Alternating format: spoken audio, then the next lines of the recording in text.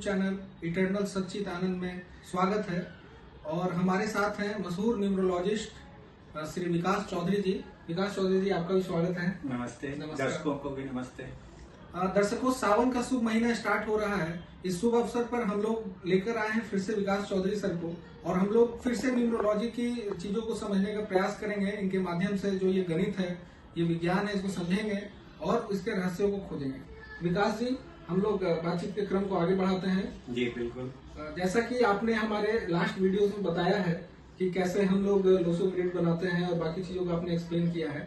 Video को देखने के बाद बहुत सारे दर्शकों का जो सवाल हमारे पास आया, उसमें एक सवाल ये भी था कि आपने बताया कि नंबर्स कुछ ऐसे हैं जो डिनोट करते हैं कुछ चीजों को। हर आदमी का अपना एक नंबर है, हर आदमी का अपना मूलांक है, भाग्यांक है। इसी क्रम को आगे बढ़ाते हुए जो हमारे दर्शकों का सवाल है वो मैं आपके सामने रखना चाहता हूँ। वो दर्शक हमारे जानना चाहते हैं कि कौन सा नंबर हमारा मित्र है, मित्रवत हो सकता है हमारे साथ, कौन सा नंबर हमारा दुश्मन है या एनिमी हो सकता है, किससे हमें बचना है और कैसे काम करना है। इस पर कृपया थोड़ा प्रकाश डालें। जी बिल्कुल, ये अच्छा विषय आपने उठाया।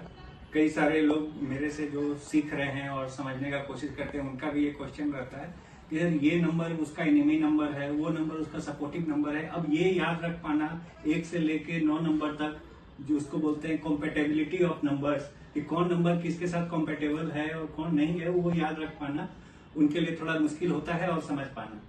तो चलिए, जैसा पहले भी हमने किया है, बहुत ही आसान शब्दों में और आसान तरीके से मैं समझाने की कोशिश करता हूँ और दर्शकों को याद भी रह जाएगा।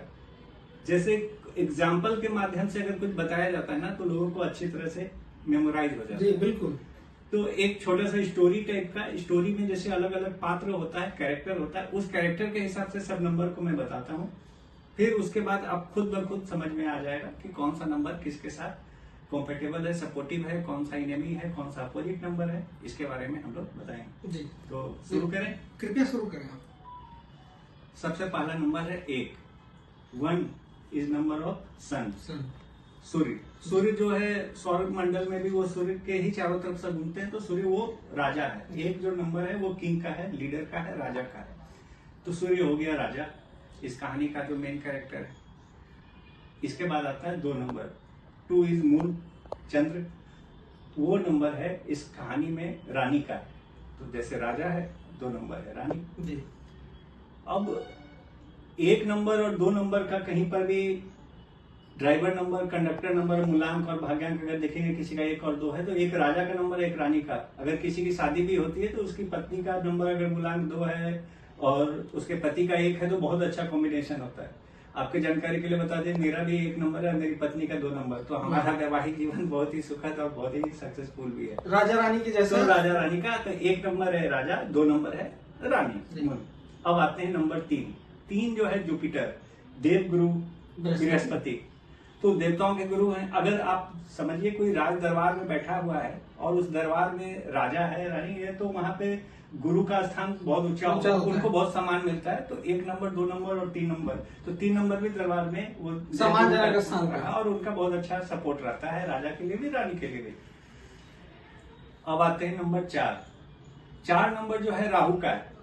राहु केतु का तो कहानी पहले भी हम लोग बता चुके हैं कि राहु के पास एक सर है, केतु के पास धर है, लेकिन वो अलग कैरेक्टर है। उसके पास ब्रेन है, उसके पास प्लानिंग है, उसके पास ऑर्गेनाइजर है, वो बहुत अच्छा प्लानर भी होता है, उसके पास ब्रेन भी बहुत अच्छा होता है, सेल्फ डिसिप्लिन भी होता है। लेकिन वो है तो फिर दैत्य का कुल का, तो वहां पर उसका कैरेक्टर इस कहानी में रॉबिन हुड की तरह समझ लीजिए। अच्छा। या अपना लोकल भाषा में अगर हम लोग इधर बात करें तो कोई हीरो, एक गुंडा, उस तरह का पर्सनैलिटी है उसका। तो पर्सनैलिटी तो उसका है, ब्रेन है, लेकिन वो निगेटिव सेंस में है। लेकिन रॉबिन हुड क्या था कि वो अमीरों से लूटता था, गरीब को दान भी करता था। तो 4 नंबर राहु जो है रॉबिन हुड के कैरेक्टर में है। अगर वो 4 नंबर में है और रॉबिन हुड है, तो राजा के साथ तो उसको राजा का जरूरत पड़ेगा कि कभी कुछ होगा तो राजा के साथ एक ठीक चलेगा। लेकिन रानी हमेशा उस गुंडा से, उस रॉबिन हुड से दूर रहना चाहेगी। तो 2 नंबर और 4 नंबर का फिर नहीं बनेगा। 3 नंबर जो देव गुरु हैं, वो तो गुरु है देवताओं के, तो वो रॉबिन हुड या गुंडा से क्यों संपर्क रखेंगे? दैत्य बिरादरी का है भी। तो 3 और 4 से फिर संबंध अच्छा नहीं रहेगा। अब आते हैं नंबर 5। 5 है बुध, मरकरी। ये तो राजा का पुत्र हुआ, ये राजकुमार, युवराज हुआ। तो युवराज है, तो युवराज प्यारा सा युवराज है, सब जानता है आने वाला समय में ये हमारे भावी राजा होंगे। तो हर कोई को उसका जरूरत है कि ये आगे चल के, तो राजा भी पुत्र को मानेगा, रानी भी मानेगी, जो देवगुरु है वो भी मानेंगे, और रॉबिन हुड को भी कहीं ना कहीं राजा के बाद युवराज का है तो उसको भी रहेगा। इसीलिए ये 1 से लेकर 9 नंबर में ना सबसे मोस्ट पावरफुल नंबर बोलते हैं 5 को।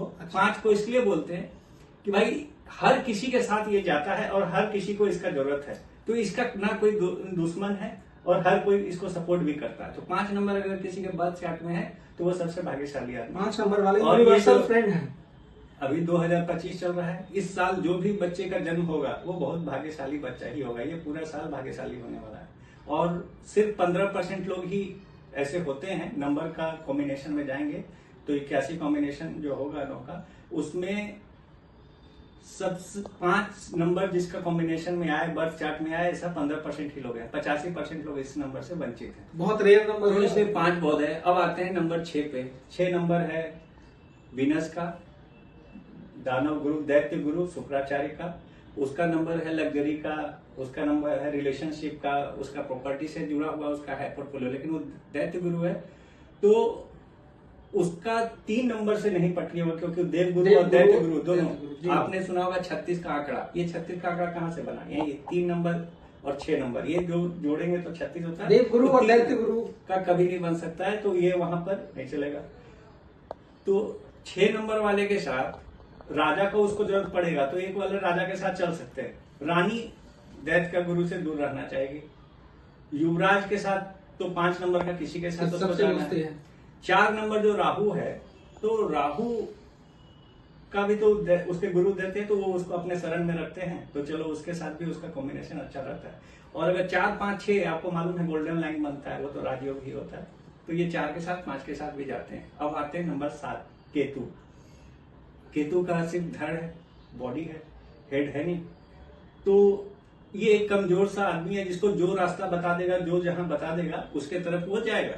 अपना ब्रेन तो है नहीं, लेकिन ये इसका 6th सेंस स्ट्रांग होता है, तो ये दूसरे पे इसका डिपेंडेंसी है।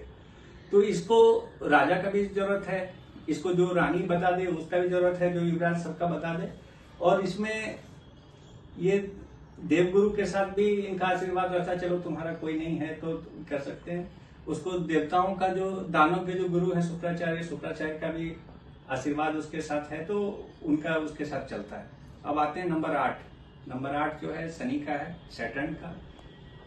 शनि जो है वो सूर्य का ही पुत्र है, लेकिन कभी उसको पुत्र का दर्जा दिए नहीं। उसकी माता छाया थी और छाया के साथ सूर्यदेव का संबंध था, लेकिन उसको पत्नी का दर्जा कभी नहीं दिए, तो इसलिए उसको सौतेला व्यवहार मिलता है। तो समझ लीजिए उसका सौतेला बेटा या नाजायज इलीगल सन के तौर पे उसको लेते हैं, उसको कभी उसको पुत्र का दर्जा नहीं दिया। इसी बात से नाराज होके शनि महाराज सूर्य देवता से दुश्मनी ले ली और उनको कभी भी पुत्र का पिता का दर्जा नहीं दिए, जिसके वजह से पिता और पुत्र का जो संबंध होता है वो संबंध ना होकर एक दुश्मन का संबंध है जी। तो 1 नंबर का 8 नंबर से कभी नहीं पड़ता है जी।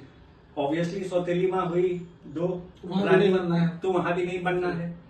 लेकिन युवराज, उसको उसका भाई का क्या दोष है? छोटा भाई है, नया युवराज है और उसका तो उसमें कोई दोष नहीं है, नहीं अपना, तो उसको 5 के साथ 8 का बनेगा। लेकिन राजा का सबसे राजा रानी 1 और 2 के साथ बिल्कुल उसका नहीं बनेगा। बच गए 9 नंबर है मंगल का। मंगल हनुमान जी का नंबर है, उसको सेनापति का भी नंबर बोलते हैं, मार्स। तो राजा को तो सेनापति के बिना चल ही नहीं सकता, सेनापति को राजा चाहिए, रानी को भी सेनापति चाहिए, युवराज को भी सेनापति चाहिए, गुरु को भी चाहिए। तो मंगल का नंबर है 9, तो 1 नंबर के साथ 9 नंबर का बेस्ट कॉम्बिनेशन माना जाता है। जैसे 1 नंबर के साथ 8 नंबर का कॉम्बिनेशन वर्स्ट कॉम्बिनेशन माना जाता है, 1 के साथ 9 का कॉम्बिनेशन बेस्ट कॉम्बिनेशन माना जाता है। अगर किसी का राजा सेनापति का और भाग्य को उसका 9 है, अगर कोई का पति का 1 नंबर है, पत्नी का 9 नंबर है, ये कॉम्बिनेशन सबसे बेहतरीन कॉम्बिनेशन है। तो मैं समझता हूँ कि इस कहानी के कैरेक्टर के माध्यम से दर्शकों को और आपको समझने में आसानी होगा कि कौन नंबर किसका इनेमी नंबर है, कौन नंबर किसका सपोर्टिव नंबर है। जी विकास जी, बहुत बहुत धन्यवाद और दर्शकों को भी बहुत बहुत धन्यवाद। मैं आशा करता हूं कि इस कहानी के माध्यम से जो हम लोगों ने एक छोटी सी कहानी राजा रानी, उनके परिवार और देवगुरु दैत्य गुरु के माध्यम से हम लोगों ने जो बताने का प्रयास किया है वो आप तक गया होगा। अब आप को रिलेट कर पाएंगे कौन सा नंबर आपका दोस्त है, कौन सा नंबर दुश्मन है। कमेंट में कृपया हमें बताएं कि क्या आपके जीवन में भी इस नंबर का ये प्रभाव जो अभी विकास जी ने बताया है, इसका प्रभाव आपको अपने जीवन में दिख रहा है या नहीं दिख रहा है। धन्यवाद। Thank you Vikas ji. Thank you, धन्यवाद।